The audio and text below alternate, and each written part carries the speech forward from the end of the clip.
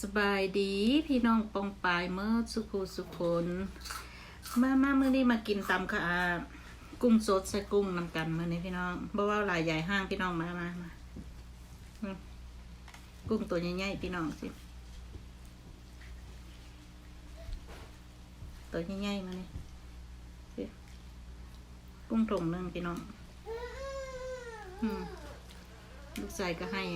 มาพี่น้องมากินน้ำกันมาไม่ถูกกระจับยากกระดกกระดอดได้พี่น้อง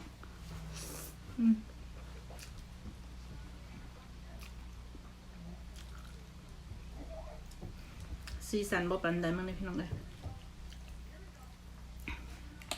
อนุญาตใส่มือค่ะพี่น้องเลยจับยากโพดทำง่ายๆ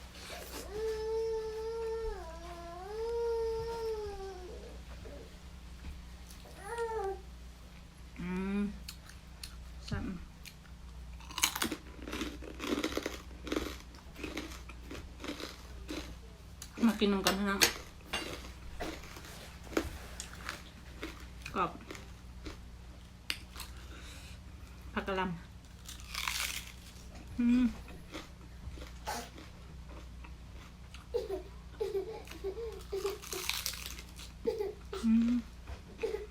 กรอบอยู่พี่น้อง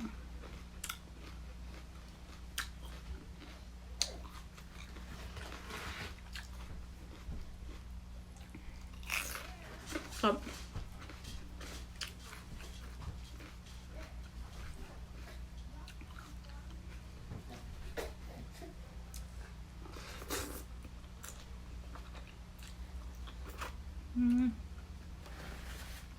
ซับให้น้อง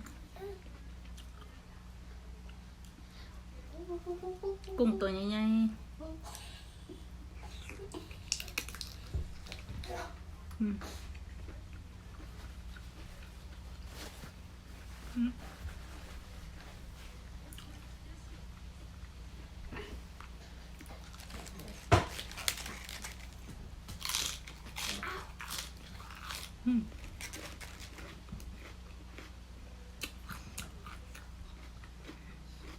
มีผักสลัด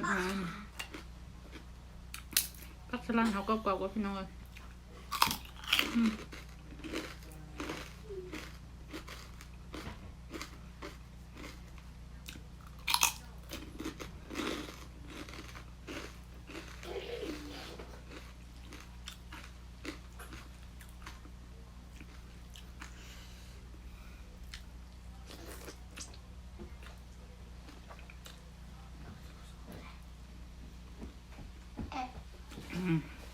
สัดๆพี่น้องสัดๆน้ำกัน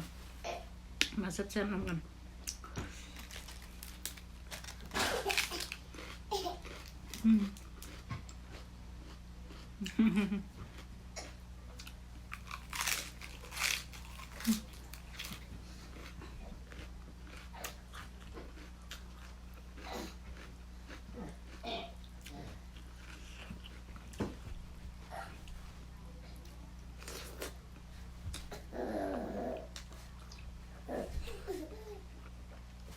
แซ่บพี่น้องแซ่บหลาย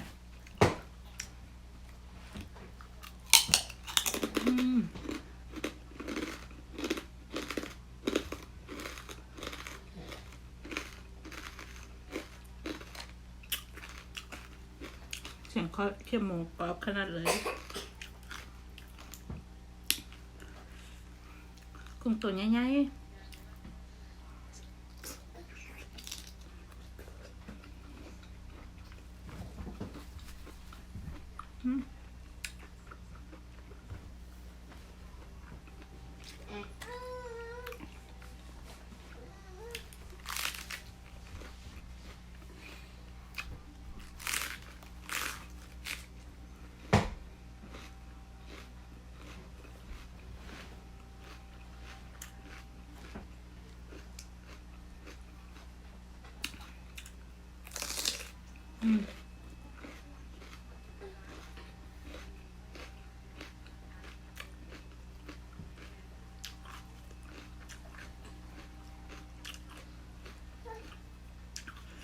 ใส่ไม่ถูกบทสัมถนัดพี่น้อง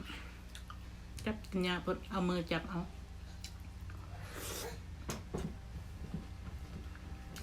อืม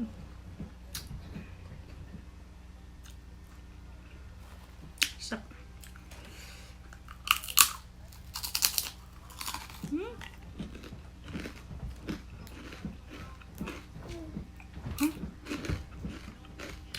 มันเป็นหนังแบบนี้เนาะ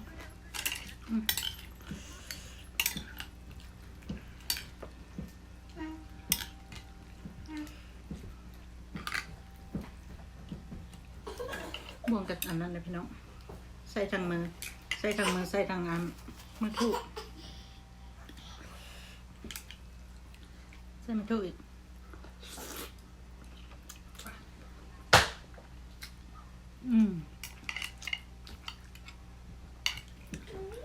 ใส่มันทุกอย่าง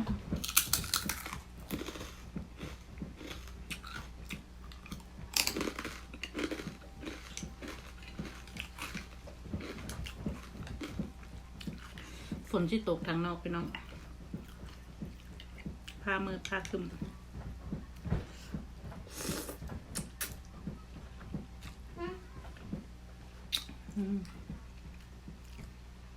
แซ่บหลายพี่น้องกุ้งตัวใหญ่ๆ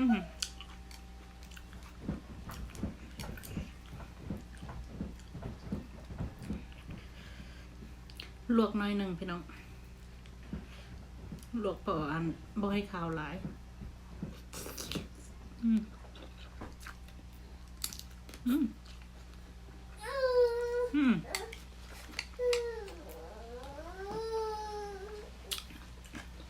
เสียงลูกก็ให้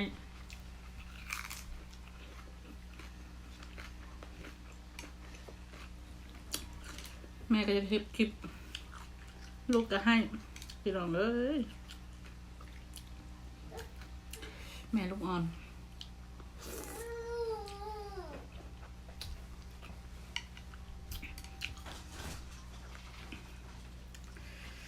ขอโทษขออภัยหลายๆเด้อพี่น้องปองปายทุกคนสิมีเสียงทุกให้น้อยๆนึง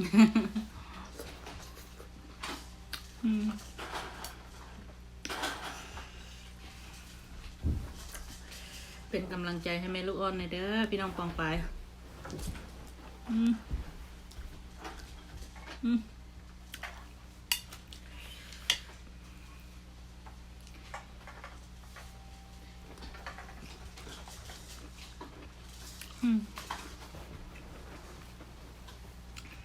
กุ้งตัวใหญ่ใหญ่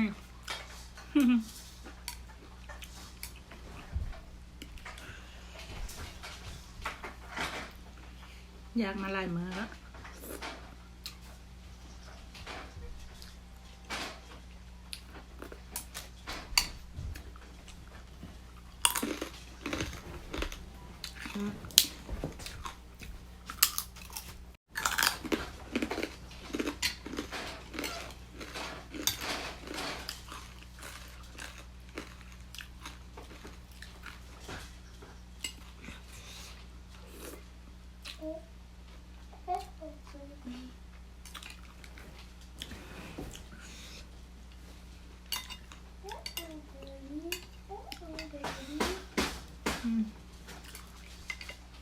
สุดยอดพี่น้อง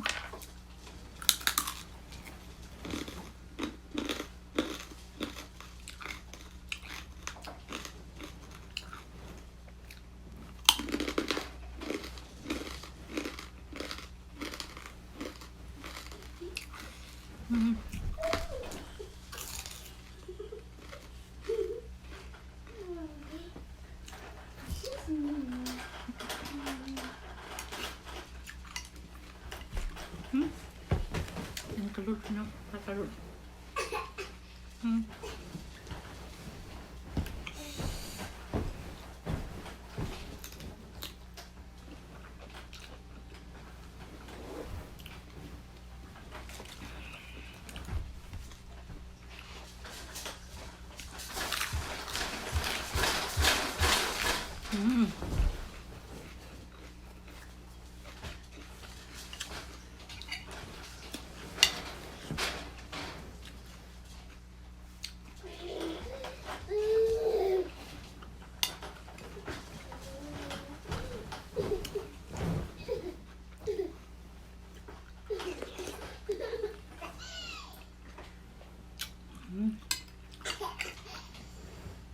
แซ่บหลายเป็นเนาะ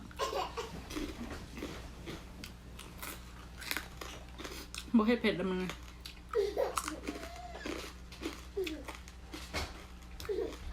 ให้เผ็ดแล้วกินทั้งให้กัน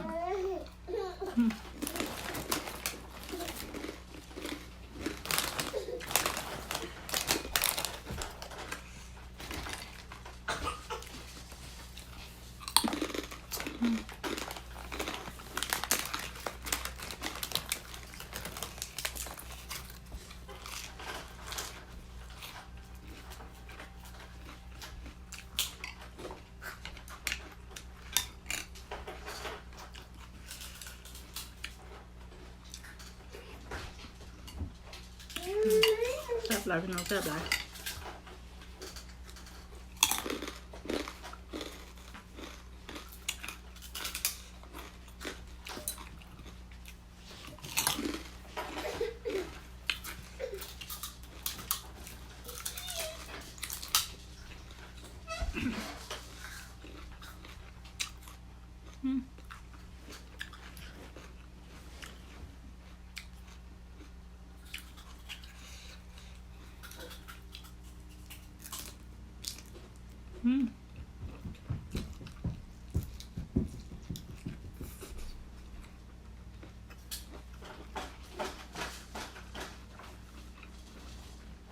จัดแซ่บ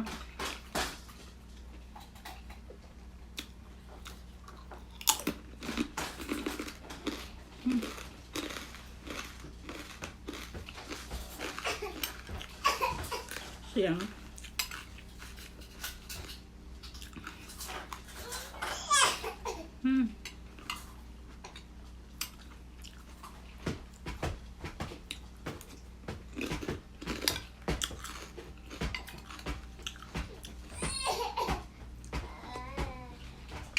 หูบน้ำพี่น้อง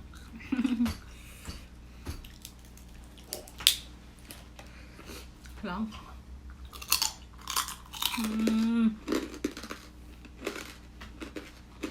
ออนซอนมาพี่น้องออนซอนเสียงมา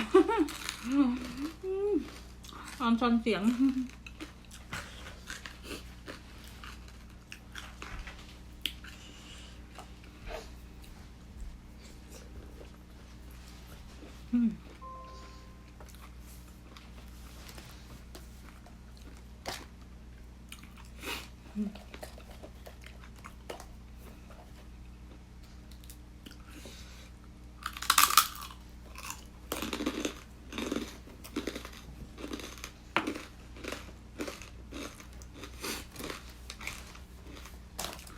คิดน้ำหนักกับลูกกว่าไม่ต้องเลย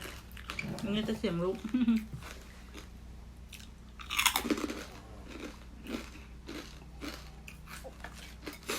ชีวิตแม่ลูกอ่อนก็เป็นอย่างเช่นแล้วเนาะ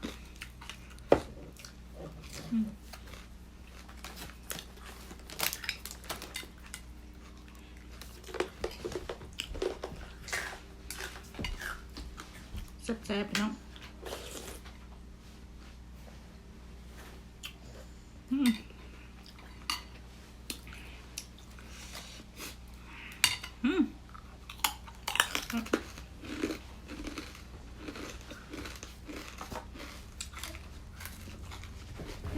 ออนโซนเสียงพี่น้องเสียงดังแหงขนาด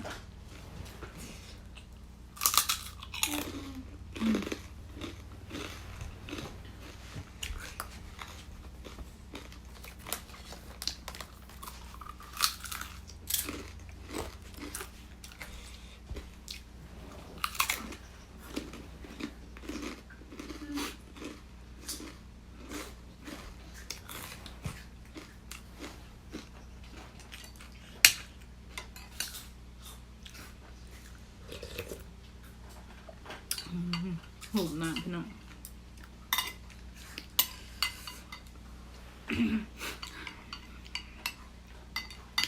เอาละพี่น้องจำเนี่ยละขอจบคลิปจำเนี่ยละเดี๋ยวพี่น้องเด้อเดี๋ยวคลิปสียาวถ้ามากกดไลค์กดแชร์กดติดตามให้ในเด้อพี่น้องปองปายเมื่อสุขุสุคนเป็นกำลังใจให้แม่ลูกอ่อนในเด้อ ขอบใจละลายสบายดี